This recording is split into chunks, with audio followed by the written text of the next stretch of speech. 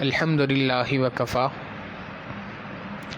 وسلام علی عبادہ الذین اصطفیٰ اما بعد اعوذ باللہ من الشیطان الرجیم بسم اللہ الرحمن الرحیم والذین آمنوا اشد حبا للہ سبحان ربک رب العزت عما یصفون وسلام علی المرسلین والحمد للہ رب العالمین اللہم صلی علی سیدنا محمد وعلی آل سیدنا محمد وبارک وسلم اللہم صلی علی سیدنا محمد وعلی آل سیدنا محمد وبارک وسلم اللہم صلی علی سیدنا محمد وعلی آل سیدنا محمد وبارک وسلم۔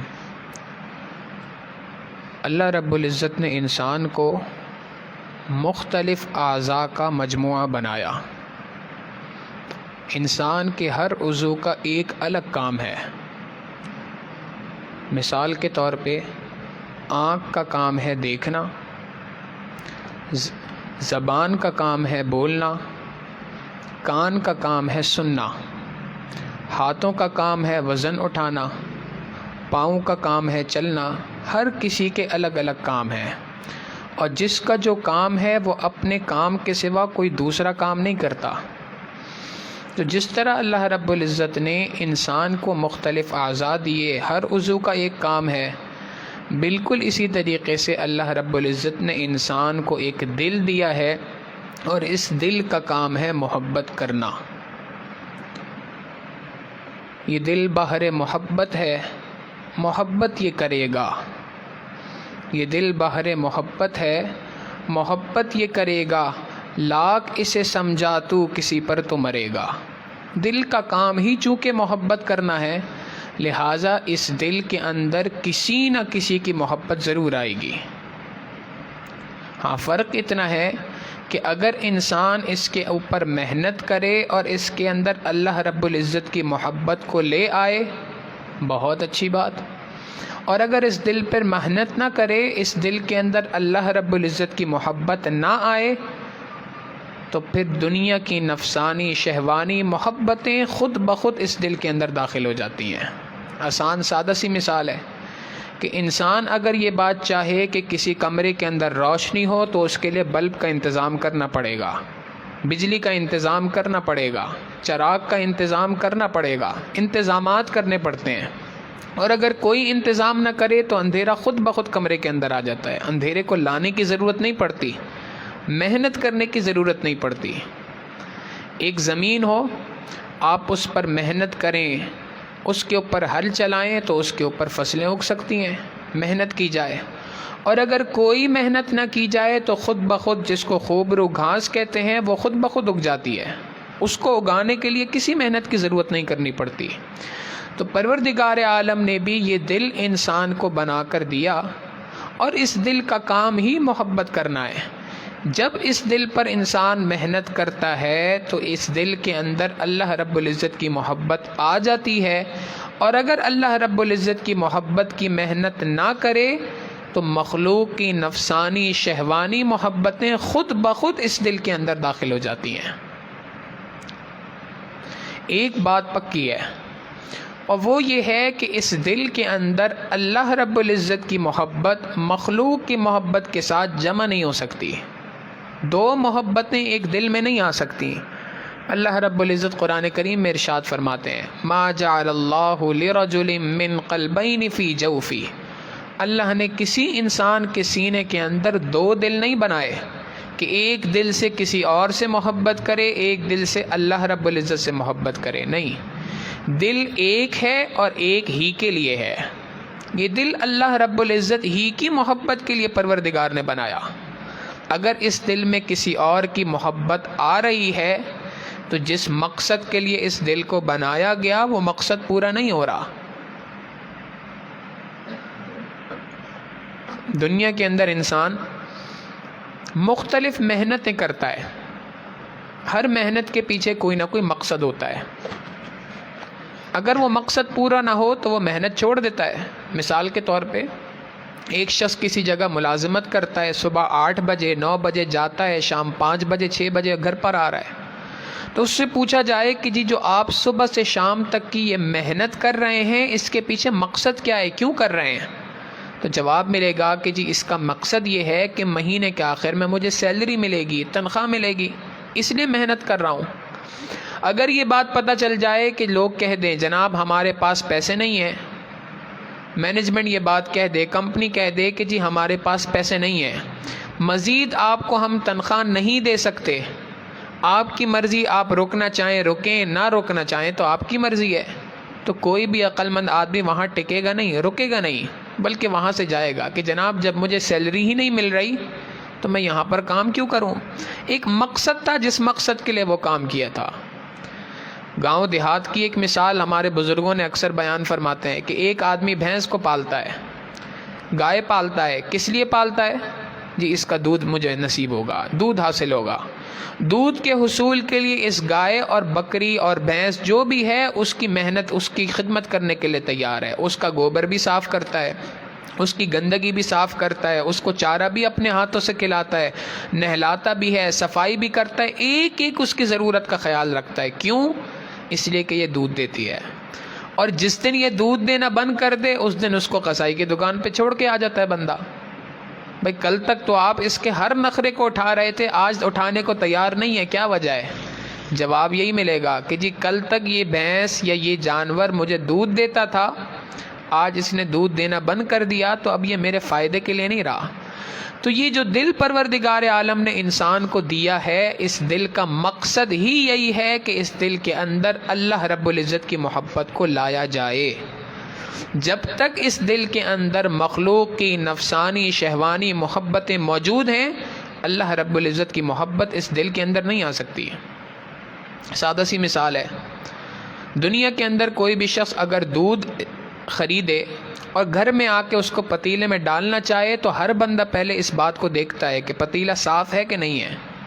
اگر پتیلے کے اندر کوئی گند ہو، نجاست ہو، کوئی ایسی چیز ہو، حتیٰ کہ چھوٹا سا تنکا بھی ہو، پہلے اس کو صاف کرتا ہے۔ جب تک صاف نہ ہو گندے پتیلے کے اندر کوئی دودھ ڈالنا پسند نہیں کرتا۔ جب گندے پتیلے میں دودھ ڈالنا انسان کو پسند نہیں، سوچیں پروردگار عالم کی ذات اللہ رب العزت کی محبت انسان کے گندے دل کے اندر کیسے آ سکتی ہے؟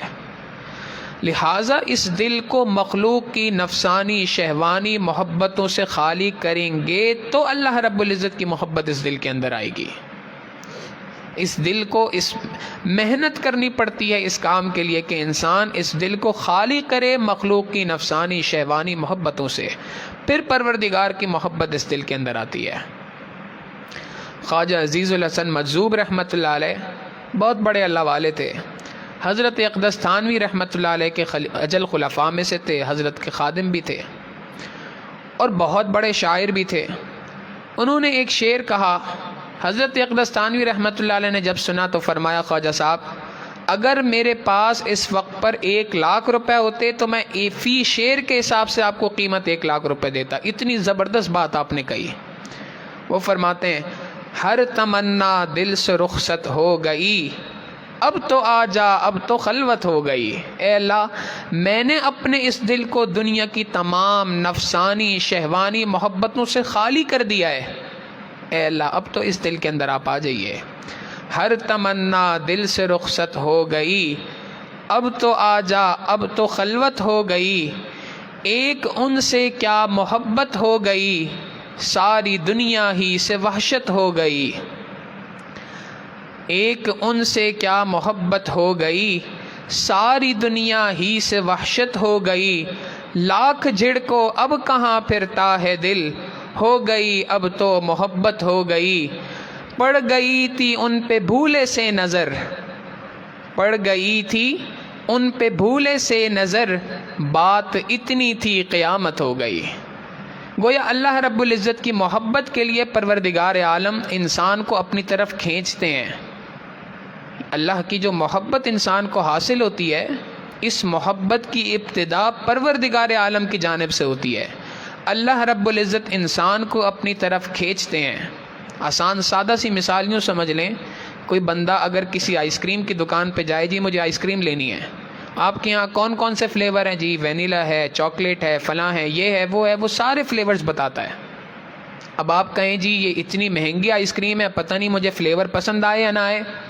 آگے سے کہتا ہے جناب ایک چمچ آپ کو دے دیتا ہوں، آپ اس کو چکھ لیں، ٹیسٹ کر لیں، اگر آپ کو پسند آئے تو خرید لیجئے گا۔ تو یہ جو فلیور ٹیسٹ کرا رہا ہے، بالکل اسی طریقے سے پروردگار عالم جب چاہتے ہیں کہ میرا بندہ میری محبت کو حاصل کرے، اس کو اپنی محبت کا ایک فلیور ضرور دیتے ہیں۔ تو اسی کو خواجہ صاحب نے فرمایا کہ پڑ گئی تھی ان پہ بھولے سے نظر، اے اللہ ہماری طرف سے تو ابتدا نہیں تھی، ابتدا تو آپ ہی کی جانب سے تھی، آپ نے ہمیں اپنی جانب کھینچا، بات اتنی تھی قیامت ہو گئی۔ جب آپ کی محبت دل میں آئی تو واقعی اب تو ایسا لگتا ہے جیسے قیامت دل کے اندر مچ گئی ہے۔ اللہ کی محبت جب انسان کے دل کے اندر آ جاتی ہے تو دل میں چھا جاتی ہے۔ یہ محبت الہی کو دل کے اندر حاصل کرنے کے لیے اپنے دل کو دنیا کی تمام نفسانی شہوانی محبتوں سے خالی کرنا پڑے گا۔ جب دل خالی ہوگا تو اس دل کے اندر اللہ رب العزت کی محبت آئے گی۔ چنانچہ صحابہ رضی اللہ تعالیٰ عنہ مجمعین کی زندگی دیکھیں تو ایک سے بڑھ کر ایک اللہ کی محبت کے اندر سرشار لوگ نظر آتے ہیں۔ جس کو دیکھیں وہ پروردگار عالم کی محبت میں ایک عجیب نمایاں کردار نظر آتا ہے۔ اور اس سے بھی پیچھے چلے جائیں انبیاء علیہم السلام کی ذات کے اندر، تو جس نبی کو دیکھیں تو ان کی اللہ رب العزت سے محبت کی عجیب ہی داستان ہے۔ بالخصوص ان داستانوں میں سیدنا ابراہیم علیہ السلام نے اللہ کی محبت میں نمایاں کردار ادا کیا۔ ایک مرتبہ ابراہیم علیہ السلام ایک جگہ سے گزر رہے تھے، اور اپنے پاس ان کے پاس چند بکریاں تھیں جن کو چرا رہے تھے۔ ایک آدمی کو دیکھا کہ وہ وہاں سے گزر رہا تھا اور اس نے اللہ رب العزت کی بڑی زبردست تعریف کی، سبحان ذی الملک والملکوت، سبحان ذی العزت والعظمت والہیبت والقدرت والکبریاء والجبروت۔ جب یہ الفاظ اس نے کہے تو ابراہیم علیہ السلام اللہ کے عاشق تھے، اللہ سے محبت کرنے والے تھے۔ عاشق کا تذکرہ ہوا وہ بھی اتنے شاندار الفاظ میں تو دل مچل گیا۔ اس شخص کے پاس فوراً گئے، بھائی مجھے ذرا جو آپ نے الفاظ اللہ کی محبت کے کہے ہیں بڑا مزہ آیا سننے کے اندر، ایک مرتبہ ذرا اور سنا دو۔ اس نے کہا اے ابراہیم آپ یہ بات کہہ رہے ہیں کہ میں آپ کو اشعار دوبارہ سنا دوں، الفاظ دوبارہ کہہ دوں، مجھے کیا ملے گا؟ کوئی قیمت لگاؤ تو پھر بات آئے گی، پھر سمجھ آتی ہے بات۔ انہوں نے کہا یہ جو میں بکریوں کا ریوڑ ہے اس میں سے آدھی بکریاں آپ کو دینے کو تیار ہوں۔ اس نے دوبارہ سنا دی الفاظ، سبحان ذی الملک والملکوت، سبحان ذی العزت والعظمت والہیبت والقدرت والکبریاء والجبروت۔ اب جب دوبارہ الفاظ سنائے تو دل پہلے سے زیادہ اور محبت میں جوش مارنے لگا۔ فرمایا اے بھائی ایک مرتبہ اور سنا دو، بقیہ آدھا ریوڑ جو ہے یہ بھی تمہیں دے دوں گا۔ چنانچہ اس نے دوبارہ سنا دیے، سبحان ذی الملک والملکوت، سبحان ذی العزت والعظمت والہیبت والقدرت والکبریاء والجبروت۔ اب پھر برداشت نہ ہوا، کہنے لگے بھائی ایک مرتبہ اور سنا دو۔ اس نے آگے سے کہا کہ جناب اب تو آپ کے پاس جو بکریاں تھیں وہ بھی ختم ہو گئیں، اب تو کوئی اور مال متاع موجود نہیں ہے، اب کیا کریں گے؟ اب کیا دیں گے مجھے؟ فرمایا بھائی ایک بار اور سنا دے، ساری زندگی تمہارا چرواہا بن کے تمہارے لیے ان بکریوں کو چرانا شروع کر دوں گا، ایک مرتبہ مجھے یہ الفاظ دوبارہ سنا دے۔ اس نے آگے سے فرمایا اے ابراہیم علیہ السلام آپ کو مبارک ہو، میں اللہ کی جانب سے بھیجا ہوا فرشتہ ہوں۔ اللہ رب العزت نے فرمایا تھا کہ جاؤ میرے ابراہیم کے پاس اور دیکھو وہ میرے نام کی کیا قیمت لگاتا ہے۔ جب پروردگار عالم سے محبت تھی تو اللہ رب العزت کی جانب سے اس محبت کا اس طرح سے امتحان لیا جا رہا تھا کہ اپنی ساری مال و متاع اللہ کے نام پہ لوٹانے کو تیار ہیں۔ واقعی یہی بات تھی، یہی وہ وجہ تھی کہ اللہ رب العزت نے قرآن کریم میں ارشاد فرمایا وَإِبْرَاهِيمَ الَّذِي وَفَّى، میرے ابراہیم نے تو وفا کی انتہا کر دی مجھ سے۔ سٹینڈرڈ قائم کر دیا، معیار قائم کر دیا آنے والے لوگوں کے لیے محبت الہی کے اندر۔ کہیں پر اللہ کے نام پر بیٹے کو ذبح کر رہے ہیں، کہیں پر خود آگ کے اندر چھلانگ لگا رہے ہیں، جی کس لیے؟ اللہ کی محبت کے لیے۔ تو جہاں ابراہیم علیہ السلام کی محبت الہی کی بات آئے، وہاں ابراہیم علیہ السلام انبیاء میں مثال ہیں۔ پھر انہی انبیاء کے اندر سیدنا موسیٰ علیہ السلام مثال ہیں، ان کی زندگی کو بھی دیکھ لیں۔ سیدنا موسیٰ علیہ السلام اللہ کی محبت میں سرشار ہیں، اتنے سرشار ہیں کہ اللہ رب العزت سے کہہ رہے ہیں ربی ارنی انظر الیک، اے اللہ میں آپ کو دیکھنا چاہتا ہوں، آپ سے بات کر کر کے میرا دل بھر نہیں رہا، اب میری خواہش یہ ہے کہ میں اگلے قدم پہ جاؤں اور آپ کا دیدار کر سکوں۔ جب انسان کو کسی سے محبت ہو تو اس محبت کے بعد دل چاہتا ہے کہ اس سے بات بھی ہو، محبوب کا دیدار بھی ہو۔ تو یہی بات وہ بھی فرما رہے ہیں، اے اللہ میں آپ کو دیکھنا چاہتا ہوں۔ اللہ رب العزت نے فرمایا لن ترانی، آپ مجھے نہیں دیکھ سکتے، ولیکن انظر الی الجبل، ہاں آپ کی چونکہ یہ فرمائش بہت زیادہ ہے لہٰذا آپ اس پہاڑ کی طرف، کوہ طور کی طرف دیکھیے، فسوف ترانی، اور اس کی طرف دیکھتے جائیے، اگر یہ پہاڑ اپنی جگہ پر ٹھہرا رہا تو آپ میری ایک تجلی کو دیکھ لیں گے۔ اللہ رب العزت نے اپنی تجلیات میں سے ایک تجلی کوہ طور کے اوپر ڈالی، اور اللہ کی ایک تجلی کا ڈالنا تھا کہ وہ پہاڑ پورا کا پورا ریزہ ریزہ ہو گیا، وہ سرمے کی مانند کوئلہ بن گیا، جیسے سرما ہوتا ہے کوئلہ ہوتا ہے اسی طریقے سے ہو گیا، بالکل پاؤڈر کی فارم میں۔ فلما تجلی ربہ للجبل جعلہ دکا، وہ تو ریزہ ریزہ ہو گیا۔ وخر موسیٰ صعقا، موسیٰ علیہ السلام اس کو برداشت نہ کر سکے، گر پڑے۔ فلما افاقا، جب موسیٰ علیہ السلام بیدار ہوئے، قال سبحانک تبت الیک وانا اول المسلمین، اے اللہ واقعی میں اس دنیا کے اندر آپ کو نہیں دیکھ سکتا، میری اس کوتاہی کو معاف فرما۔ علماء نے لکھا، مفسرین نے لکھا یہاں پر بڑی عجیب بات ہے، کوہ طور ریزہ ریزہ کیوں ہو گیا؟ اللہ رب العزت کی تجلی پڑ رہی تھی تو کوہ طور ریزہ ریزہ کیوں ہو گیا؟ مفسرین نے لکھا کہ جب کوہ طور کے اوپر اللہ رب العزت کی تجلی پڑ رہی تھی تو کوہ طور نے بھی سوچا یہ تجلی زندگی میں پہلی بار اور آخری بار مجھ پہ پڑ رہی ہے، اس تجلی کا مزہ مجھے اس کے بعد دوبارہ نصیب نہیں ہوگا۔ ایک طریقہ یہ ہے کہ تجلی آئے میری پہاڑ کی چوٹی سے ٹکرائے اور نکل جائے، اور ایک طریقہ یہ ہے کہ میں اپنے اندر اس تجلی کو جذب کر لوں جہاں تک کر سکتا ہوں، یہاں تک جذب کر لوں کاش تیرے حسن کامل کو۔ یہی بات تو اس کے ساتھ بھی تھی، تو اس نے اس تجلی کو اپنے اندر جذب کرنے کو زیادہ فوقیت دی، اور اس وجہ سے اس نے اس تجلی کو اپنے اندر جذب کر لیا۔ یہ کوہ طور کی اللہ سے محبت تھی، انسان کی محبت کتنی ہونی چاہیے؟ تو یہ وہ افراد تھے جنہوں نے اللہ رب العزت کی محبت کے اندر انبیاء میں نمایاں کردار ادا کیا۔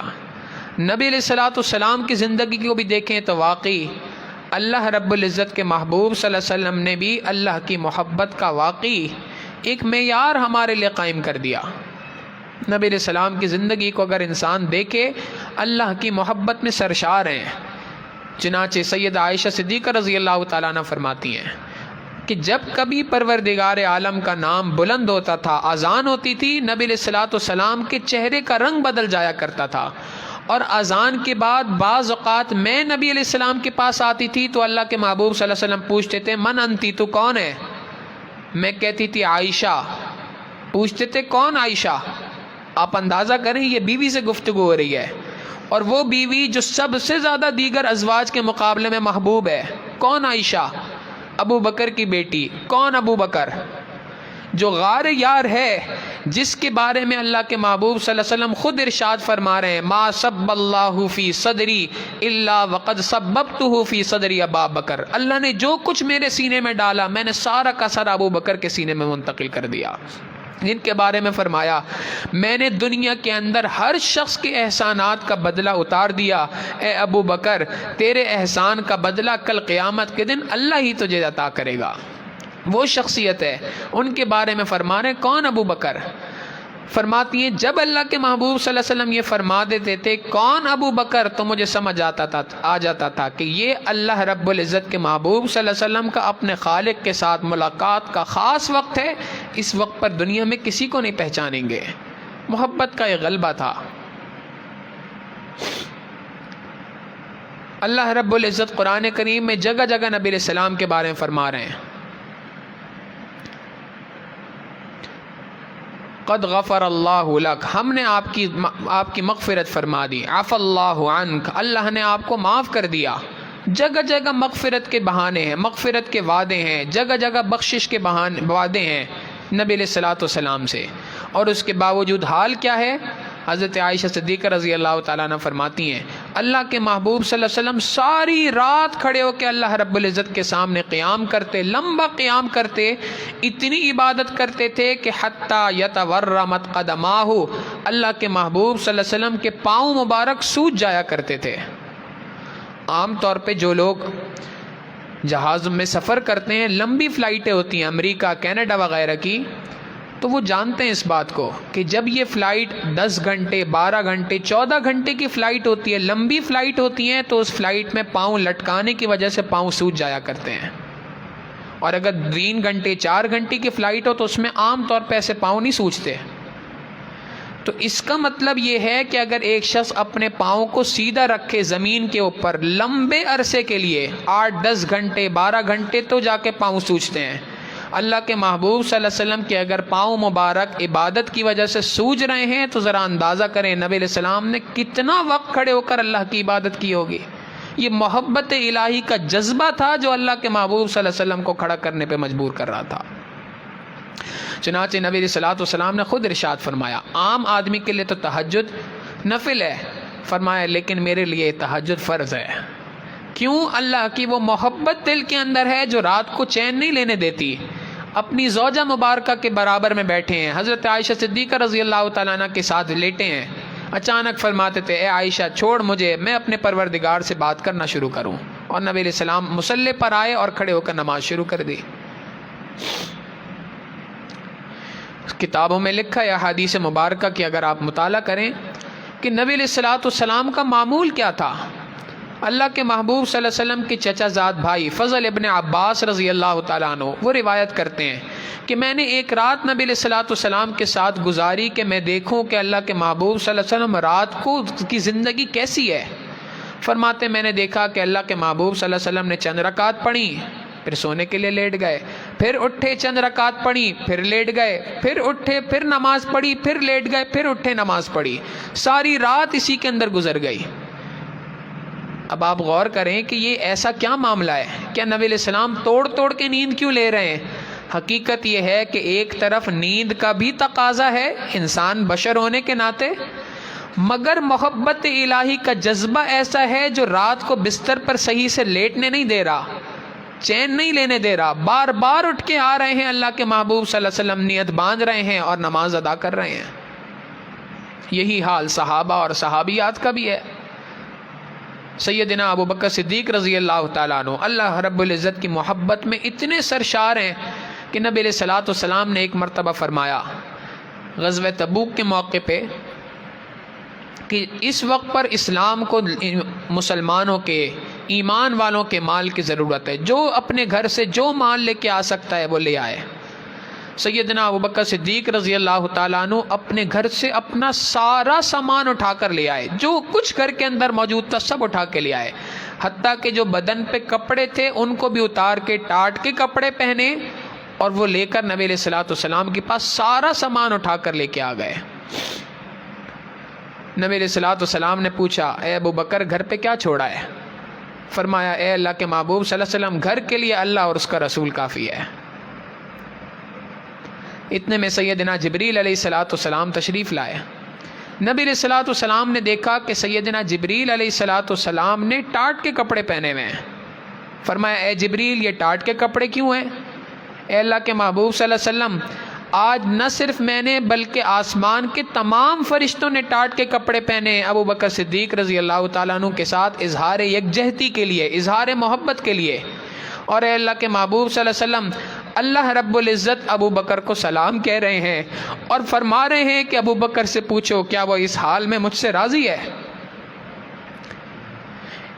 کتنی محبت الہی دل کے اندر ہوگی کہ اللہ رب العزت کی جانب سے سلام آ رہے ہیں، اللہ رب العزت کی جانب سے پیغامات آ رہے ہیں۔ ابو بکر صدیق رضی اللہ تعالیٰ عنہ کی آنکھوں میں آنسو، فرمایا اے اللہ کے محبوب صلی اللہ علیہ وسلم میں اللہ سے ہر حال میں راضی ہوں۔ یہ محبت تھی جو راتوں کو سونے نہیں دیا کرتی تھی، یہ محبت تھی جو گھروں میں سامان کو باقی رہنے نہیں دیتی تھی، یہ وہ محبت تھی جس محبت کی خاطر سیدنا ابو بکر صدیق رضی اللہ تعالیٰ عنہ نے اپنا گھر بار نبی علیہ الصلوۃ والسلام پر قربان کر دیا۔ پھر یہی حال سیدنا عمر رضی اللہ تعالیٰ عنہ کا بھی ہے۔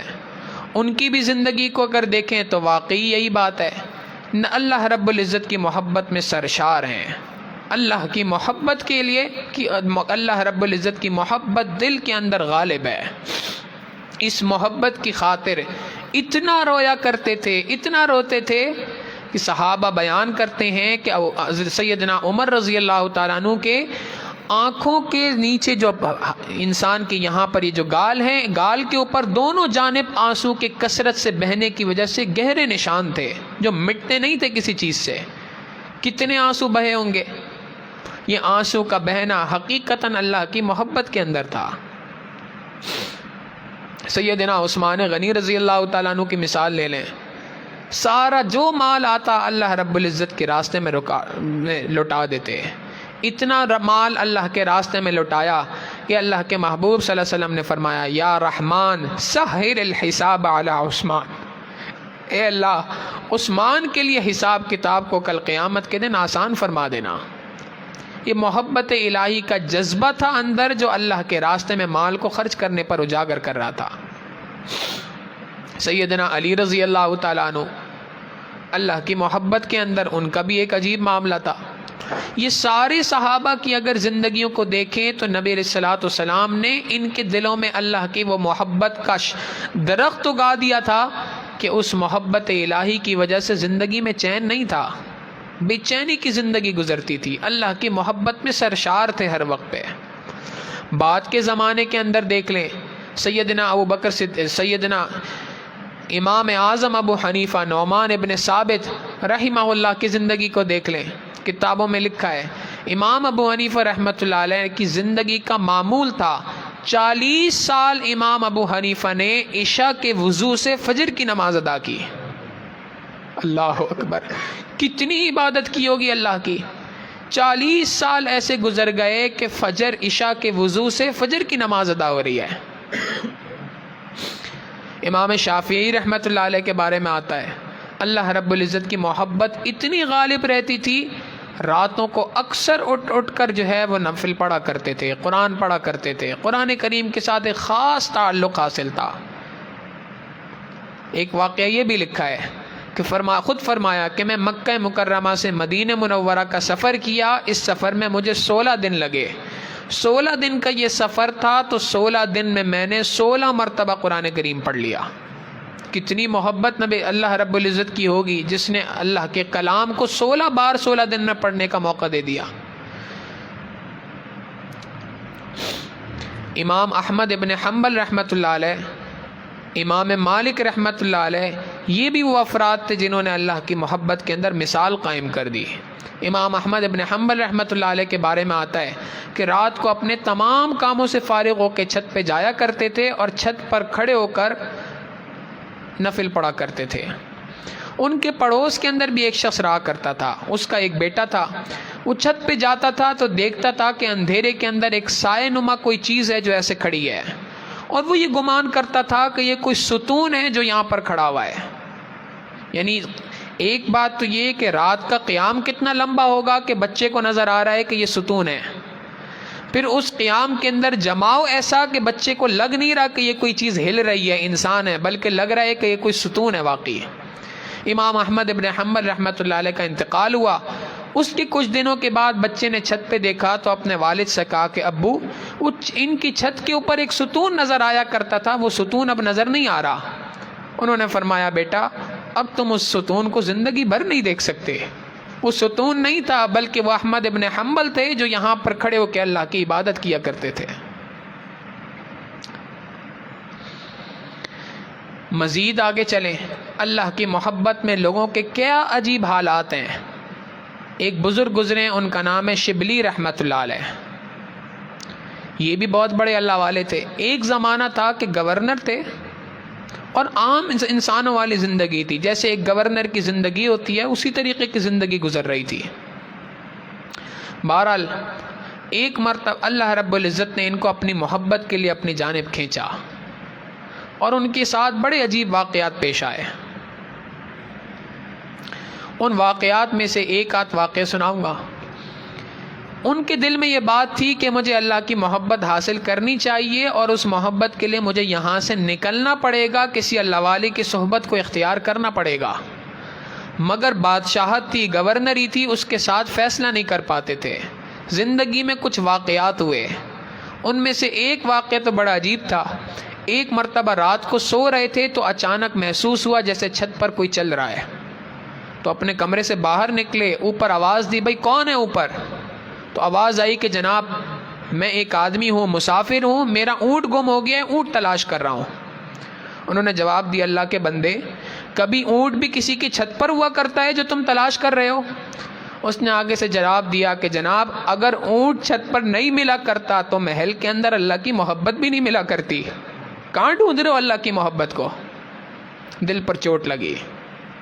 پھر اسی طرح کے کئی واقعات ہوئے۔ ایک مرتبہ گھر کے اندر آئے آرام کرنے کے لیے تو دیکھا وہ عورت جو بستر بنانے کا اور بستر سیٹ کرنے کا جس کی ذمہ داری تھی وہ ان کے بستر پر لیٹی ہوئی ہے۔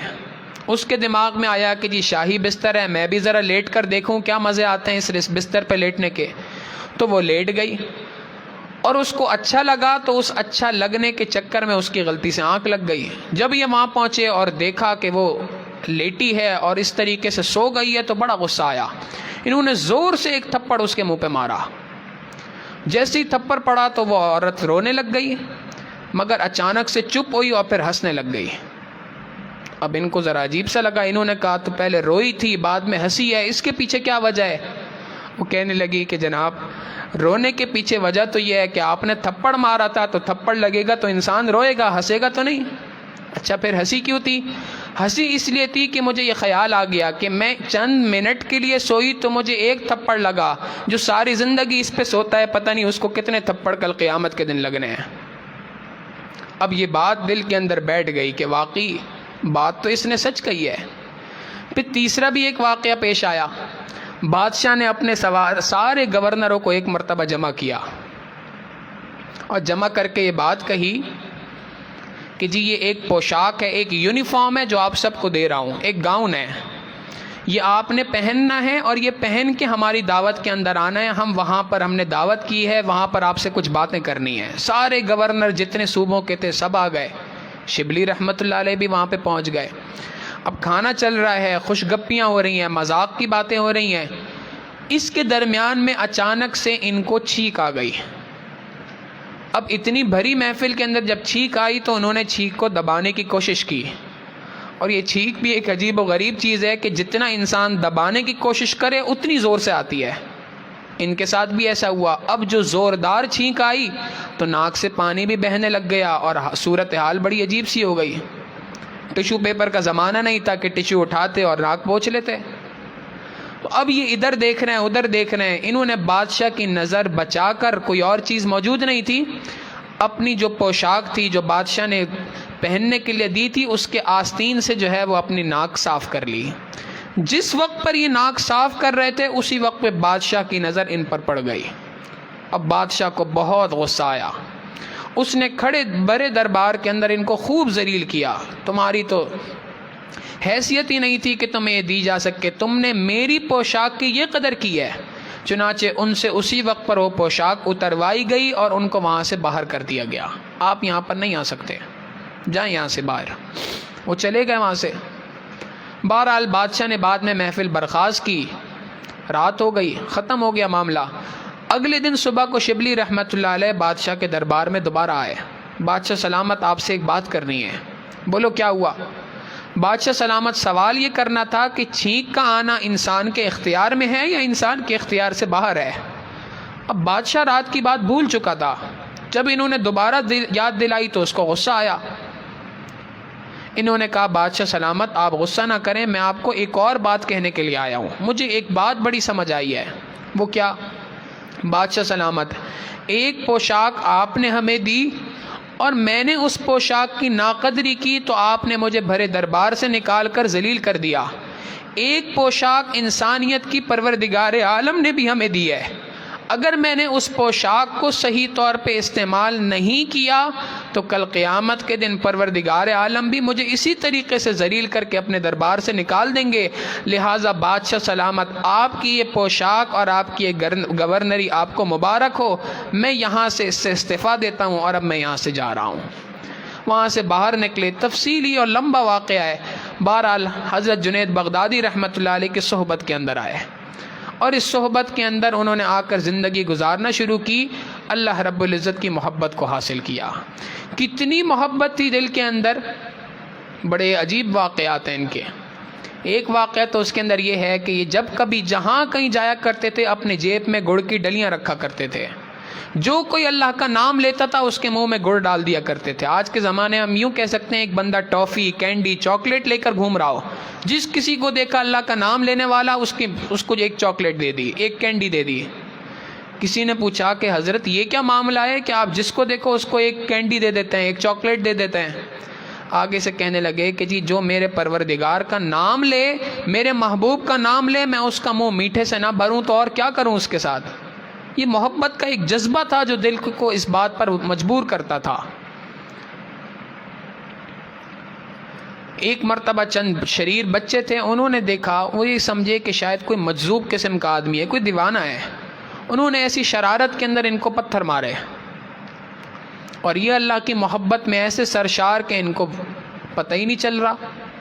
ایک آدمی نے دیکھا، وہ پہچانتا تھا، انہوں نے بچوں کو بھگایا، ان کے قریب گیا تو دیکھا کہ پتھر لگے ہیں اور اس کی وجہ سے زخم ہو گئے ہیں اور اس زخم سے خون رس رہا ہے۔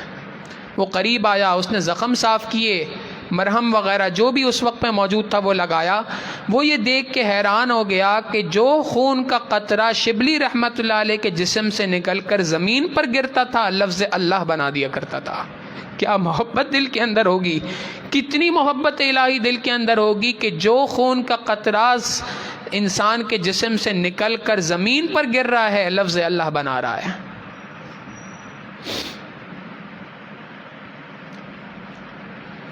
شبلی رحمۃ اللہ علیہ کے بارے میں آتا ہے، اور یہ فطری بات ہے، جب انسان کسی سے محبت کرتا ہے تو محبت کے چند مراحل ہیں، چند اسٹیجز ہیں۔ ایک اسٹیج وہ بھی آ جاتی ہے کہ جہاں پہ محب اپنے محبوب سے، ہم اس کو یوں کہہ سکتے ہیں سمجھنے کے لیے، الفاظ شاید درست نہیں ہیں لیکن سمجھنے کے لیے یوں کہہ سکتے ہیں، اپنے بڑوں سے یہ الفاظ سنیں، اس لیے یہی الفاظ اسی طریقے سے سمجھنے کے لیے کہہ رہا ہوں کہ سمجھنے کے لیے ہم یوں سمجھ سکتے ہیں جیسے ایک دوسرے سے چھیڑ چھاڑ کرتا ہے انسان، بالکل اسی طریقے سے محب محبوب کی محبت کے اندر بھی ایک معاملہ یوں آ جاتا ہے۔ چنانچہ حضرت شبلی رحمۃ اللہ علیہ ایک مرتبہ اپنے گھر میں موجود تھے، وضو کیا، وضو کر کے اپنے گھر سے نکلے، اللہ رب العزت کی جانب سے الہام ہوا، اے شبلی اتنا گستاخانہ وضو کر کے ہمارے گھر کی طرف جا رہا ہے۔ شبلی رحمۃ اللہ علیہ فوراً اپنے گھر کی جانب پلٹے کہ میں وضو دوبارہ کرتا ہوں۔ آواز آئی، اے شبلی تو ہمارے در کو چھوڑ کے کسی اور در کی طرف جاتا ہے۔ اب جب یہ بات ہوئی تو اس کے بعد شبلی رحمۃ اللہ علیہ پریشان، مسجد کی طرف جاؤں تو یہ بات، گھر کی طرف جاؤں تو یہ بات، تو کروں تو کیا کروں؟ اللہ کی محبت کا ایک جذبہ آیا اور زور سے کہا اللہ۔ اب یہ جو اللہ کا لفظ کا فوراً الہام ہوا، اے شبلی تو مجھے کیا اپنا جذبہ دکھاتا ہے؟ اب ڈر گئے، سہم کے بیٹھ گئے وہیں پہ۔ فوراً اللہ کی طرف سے الہام ہوا، اے شبلی کیا تو مجھے اپنا صبر دکھاتا ہے؟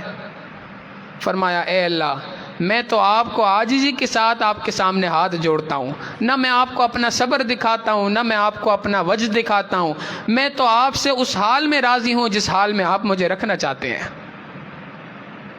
ایک مرتبہ اللہ رب العزت نے الہام فرمایا، اے شبلی کیا تو اس بات پر راضی ہے کہ میں تیرے سارے کے سارے گناہوں کو، سارے کے سارے تیرے نامہ اعمال کو دنیا کے لوگوں کے سامنے کھول دوں، دنیا میں کوئی تجھ سے محبت کرنے والا نہ رہے؟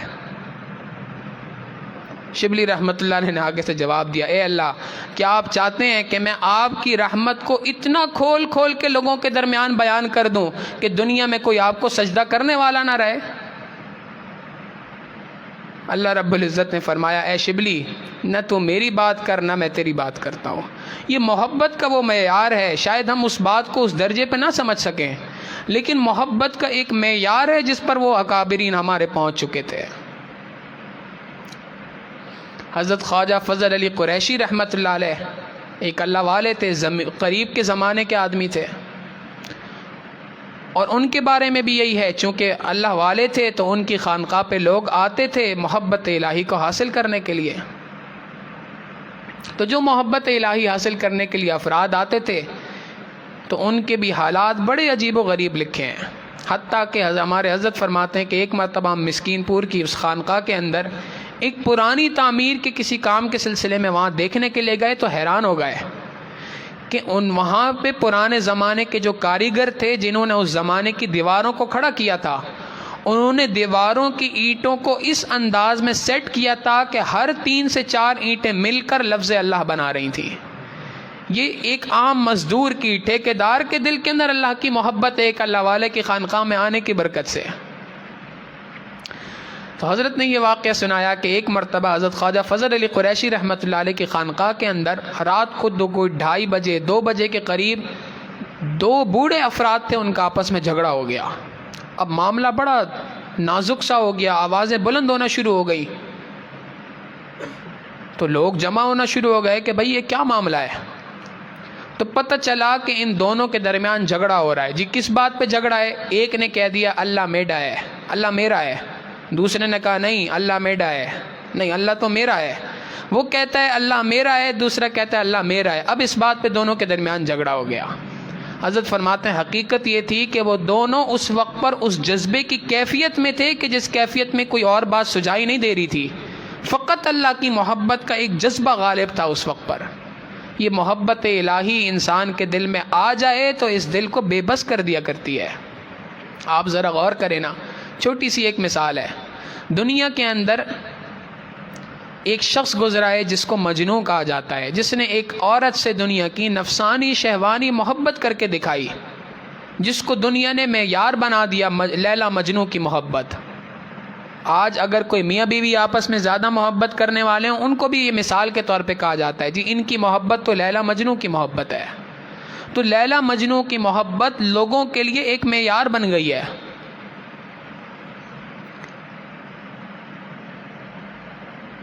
ایک مرتبہ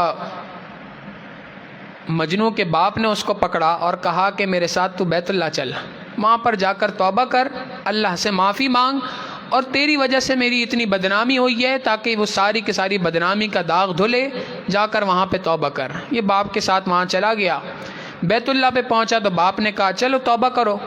اس نے آگے سے شعر پڑھا، الہی تبت من کل المعاصی ولکن حب لیلا لا اتوب۔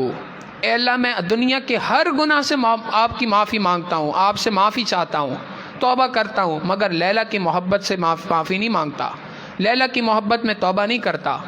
باپ نے جب غصے سے دیکھا تو اس نے اگلا شعر پڑھا، الہی لا تسلبنی حبہا ابدا، اے اللہ اس کی محبت کو میرے دل سے کبھی نہ نکالنا، ویرحم اللہ من قال آمینا، اور اے اللہ جو میری اس دعا پر آمین کہہ دے اس پر اپنی رحمت فرمانا، اس کے گناہوں کو معاف کر دینا۔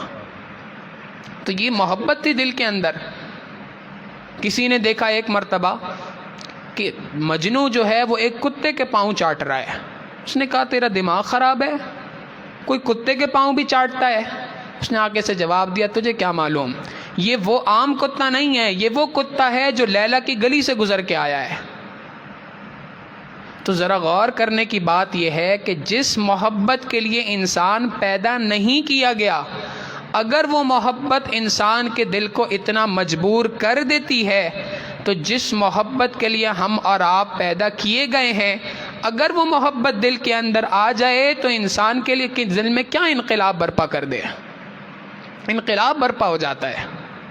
حضرت اقدس تھانوی رحمۃ اللہ علیہ نے ایک بات لکھی ہے، قرآن کریم کی ایک آیت ہے، ملکہ سبا تھی جس کو سلیمان علیہ السلام نے یہ بات کہی کہ آپ اپنے لاؤ لشکر کے ساتھ سرنڈر کر دیں، ہتھیار گرا دیں اور ہمارے پاس آ جائیں۔ اس نے اپنے وزیروں سے مشورہ کیا کہ جی میں کیا کروں۔ ایک آپشن تو یہ ہے کہ میں سرنڈر کر دوں، وہاں پر جاؤں اور جا کر جو ہے وہ اپنی حکومت ان کے حوالے کر دوں، اور دوسرا آپشن یہ ہے کہ ہم ان کے ساتھ جنگ کریں۔ وزیروں نے کہا کہ جناب جنگ کرتے ہیں، دیکھی جائے گی کیا ہوتی ہے۔ اس نے آگے سے کہا کہ نہیں، ان الملوک اذا دخلوا قریۃ، بادشاہ جب کسی شہر میں کسی بستی میں داخل ہوتے ہیں، افسدوها، وہاں فساد مچاتے ہیں، وجعلوا اعزت اہلها اذلہ، جو لوگ وہاں کے معزز ہوتے ہیں ان کو وہاں سے ذلیل کر کے باہر نکال دیا کرتے ہیں۔ تو یہ تو ایک آیت تھی۔ حضرت اقدس تھانوی رحمۃ اللہ علیہ فرماتے ہیں قرآن کریم کی ہر آیت کا ایک ظاہر ہے اور ایک باطن ہے۔ اس قرآن کریم کی آیت کے اندر دو الفاظ ہیں، ایک ہے ان الملوک، ملوک سے مراد اگر مالک الملک بادشاہ اللہ رب العزت کا نام لے لیا جائے، اور قریہ سے مراد عام بستی کے بجائے دل کی بستی لے لی جائے، تو اب ترجمہ پڑھیں، ان الملوک اذا دخلوا قریۃ، مالک الملک اللہ رب العزت کا نام جب دل کی بستی کے اندر آ جاتا ہے، افسدوها، فساد مچا دیتا ہے، وجعلوا اعزت اہلها اذلہ، دنیا جو دل کے اندر معزز بن کے بیٹھی ہوتی ہے اس کو ذلیل کر کے دل سے باہر نکال دیا کرتا ہے۔ یہ اللہ کا نام ایک ایسی چیز ہے جو انسان کو بالکل اس کے اختیار سے باہر کر دیا کرتا ہے۔ پھر اس شخص کو فجر کے لیے الارم نہیں لگانے پڑتے، اس شخص کو فجر کے لیے جو ہے وہ اٹھانے کے لیے 10 بندے تیار نہیں کرنے پڑتے، بلکہ وہ تہجد سے اٹھ کر فجر کا انتظار کر رہا ہوتا ہے۔ ہمیں یاد ہے ہم حضرت کے ساتھ کوٹ قیسرانی ایک علاقہ ہے، وہاں پر موجود تھے، تو جو میزبان تھے، جو افراد تھے، وہ نئے لوگ تھے، جانتے نہیں تھے اتنا زیادہ، پہلی مرتبہ حضرت کا وہاں کا غالباً سفر تھا۔ تو حضرت کو رات کا کھانا حضرت نے کھایا، کھانا کھانے کے بعد فرمایا کہ میں آرام کروں گا۔ تو نوجوان ساتھی تھا، حضرت کو اتنا جانتا نہیں تھا، معمولات بھی حضرت کے نہیں جانتا تھا، آگے سے کہنے لگا کہ جی آپ بتا دیں کتنے بجے آپ کو فجر کے لیے اٹھانا ہے۔ تو حضرت نے آگے سے فرمایا کہ وہ قیامت کا ہی دن ہوگا جس دن پیروں کو بھی فجر کے لیے اٹھانا پڑے۔ واقعی بات یہ ہے کہ اللہ والے ہوں جن کے دل کے اندر محبت الہی موجود ہو اور ان کو بھی فجر کے لیے اٹھانا پڑے، یہ ممکن نہیں ہے۔ وہ تہجد سے اٹھ کے فجر کا انتظار کر رہے ہوتے ہیں، اور واقعی ہم نے بات اپنے شیخ کی زندگی میں دیکھی ہے۔ رات اگر 2-2:30 بج جائیں اور حضرت سے کہا جائے حضرت آپ آرام کر لیں، فرماتے ہیں اب تو فجر ہونے ہی والی ہے، اب کون سا وقت رہ گیا ہے۔ یعنی جس وقت پر کراچی والے رات کو سونے کی تیاری کر رہے ہوتے ہیں، وہ اس وقت کے بارے میں فرما رہے ہیں کہ جی اب تو صبح ہونے ہی والی ہے، کون سا وقت رہ گیا ہے، تھوڑا سا وقت ہے، یہ تہجد کے اندر عبادت کے اندر گزر جائے گا، اس کے بعد تو فجر ہی فجر ہے۔ تو واقعی بات یہی ہے کہ جس کے دل کے اندر اللہ کی محبت آ جاتی ہے ایک مرتبہ، وہ دل میں چھا جاتی ہے۔ پھر اس کو عبادات کے لیے فضائل نہیں سنانے پڑتے کہ جی 2 رکعت اشراق پڑھو، 1 حج 1 عمرے کا ثواب، 2 رکعت چاش کی پڑھو گے رزق میں برکت ہوگی، تہجد پڑھو گے فلاں چیز ملے گی، فلاں ثواب ہے، 2 رکعت تحیت المسجد پڑھو گے تو یہ ثواب ہے۔ اس کو فضائل نہیں سنانے پڑتے، وہ فضائل سے بہت آگے کی زندگی گزار رہا ہوتا ہے۔ بندگی سے ہمیں تو مطلب ہے، ہم ثواب و عذاب کیا جانے، بندگی سے ہمیں تو مطلب ہے، ہم ثواب و عذاب کیا جانے، کس میں کتنا ثواب لکھا ہے، عشق والے حساب کیا جانے۔ عشق والوں کو کیا پتا کہ جی کس چیز میں کتنا حساب ہے، وہ کیلکولیٹر سے کیلکولیٹ نہیں کرتے فلاں چیز میں اتنا ثواب ہے، فلاں چیز میں اتنا حساب ہے، نہیں، وہ ایک ہی ان کا کیلکولیٹر ہوتا ہے۔ ان کا کیلکولیٹر یہ ہوتا ہے کہ اس عبادت کے ذریعے سے میں اپنے محبوب کے اور زیادہ قریب ہو جاؤں گا۔ تو واقعی ضرورت اس بات کی ہے کہ ہم اپنی زندگی کے اندر اللہ رب العزت کی اس محبت کو غالب کریں۔ ہمارے حضرت کے بارے میں، ہمارے حضرت کے جو خدام، جو ساتھ خدمت کرنے والے ساتھی ہیں، کئی مرتبہ ایسا ہوتا ہے کہ ہم جو ساتھی ساتھ ہوتے ہیں، اور یہ عاجز اس کا سینکڑوں بار کا گواہ ہے کہ وہ یہ بات دیکھتے ہیں، حضرت بھی کئی مرتبہ کہتے ہیں بھائی فلاں جگہ پہ بیان ہے، اور بیان کے لیے جو طبیعت ہے وہ بہت زیادہ صحیح نہیں ہو رہی ہے، یہ سمجھ نہیں آ رہا کیسے بیان ہوگا، طبیعت ساتھ نہیں دے رہی ہے، صحت ساتھ نہیں دے رہی ہے، عوارض ہیں، تو یہ بیان کیسے ہوگا مجھے سمجھ نہیں آ رہا۔ تو ہمارے حضرت کے خادم ہیں، وہ اکثر حضرت کو یہی بات کہتے ہیں، حضرت آپ محبت الہی پہ بیان کر لیں، طبیعت بھی ٹھیک ہو جائے گی، بیان بھی ہو جائے گا۔ اور واقعی ایسی ہوتا ہے کہ اس کے بعد جب حضرت محبت الہی کے موضوع پر بیان شروع کرتے ہیں تو سینکڑوں بار تو ایسا ہوا کہ ہم نے میزبانوں کو بتایا کہ جی حضرت آ رہے ہیں، طبیعت ٹھیک نہیں ہے، 20 منٹ کا بیان کریں گے، 10 منٹ کا بیان کریں گے، اور فوراً جائیں گے، طبیعت ٹھیک نہیں ہے۔ اور آنے کے بعد جب بیان شروع ہوا محبت الہی پہ تو ایسا لگتا ہے جیسے بالکل ماشاءاللہ طبیعت بالکل فریش ہے۔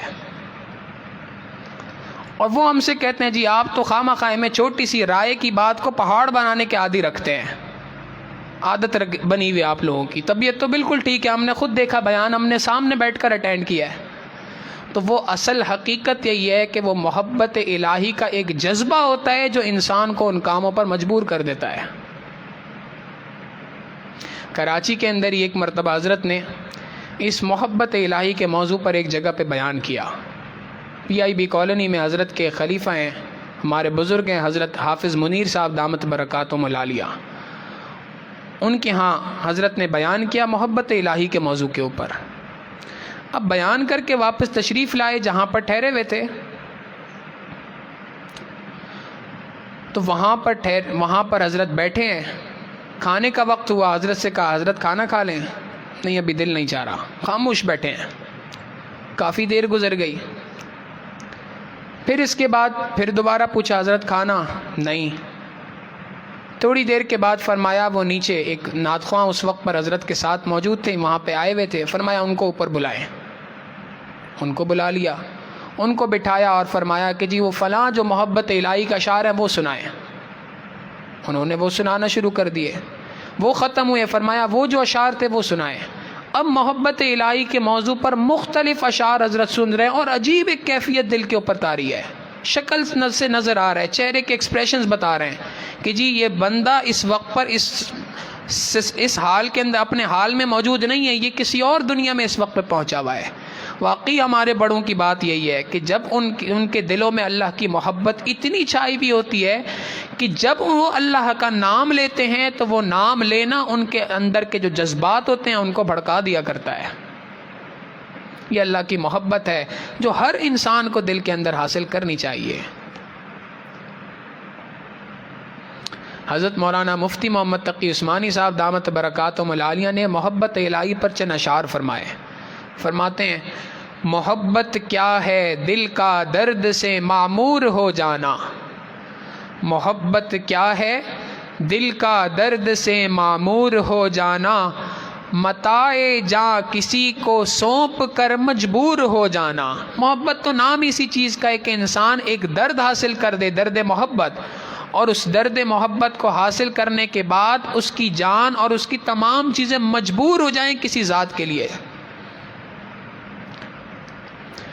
بسا لینا کسی کو دل میں دل ہی کا کلیجہ ہے، بسا لینا کسی کو دل میں دل ہی کا کلیجہ ہے، پہاڑوں کو تو آتا ہے بس جل کر طور ہو جانا۔ پہاڑ پر اگر اللہ کی محبت کی تجلی پڑ جائے، اللہ رب العزت کی تجلی پڑ جائے تو پہاڑ تو اس کو سما نہیں سکتا۔ اور دل کے بارے میں اللہ رب العزت فرماتے ہیں میں نہ زمین میں سما سکتا ہوں، نہ آسمان میں سما سکتا ہوں، ہاں ایک مومن کے دل میں سما سکتا ہوں۔ تو فرماتے ہیں کہ بسا لینا کسی کو دل میں، یہ دل ہی کا کلیجہ ہے، پہاڑوں کو تو بس آتا ہے جل کر طور ہو جانا۔ اللہ رب العزت یہ محبت الہی ہمیں بھی نصیب فرمائے۔ حضرت مرشد عالم رحمۃ اللہ علیہ فرمایا کرتے تھے کہ دیکھو لوگوں، سبزی کہاں سے ملتی ہے؟ لوگ کہا کرتے تھے سبزی والے سے۔ فرماتے تھے پھل کہاں سے ملتے ہیں؟ لوگ کہا کرتے تھے پھل والوں سے۔ فرماتے ہیں سبزی ملتی ہے سبزی والوں سے، پھل ملتے ہیں پھل والوں سے، کپڑا ملتا ہے کپڑے والے سے، اور اللہ ملتا ہے اللہ والوں سے۔ اللہ والوں کی صحبت کی برکت سے اللہ رب العزت دلوں کے اندر اپنی محبت کو پیدا فرما دیتے ہیں۔ اللہ رب العزت سے دعا ہے کہ پروردگار عالم ہمارے سینوں میں بھی اپنی اس محبت کو پیدا فرمائے اور اس محبت کو اس طریقے سے غالب فرمائے کہ حضرت خواجہ عزیز الحسن مجذوب رحمۃ اللہ علیہ نے جو بات ارشاد فرمائی ہم اس شعر کے صادق بن جائیں، مصداق بن جائیں۔ ہر تمنا دل سے رخصت ہو گئی، اب تو آ جا اب تو خلوت ہو گئی، وآخر دعوانا ان الحمد للہ رب العالمین۔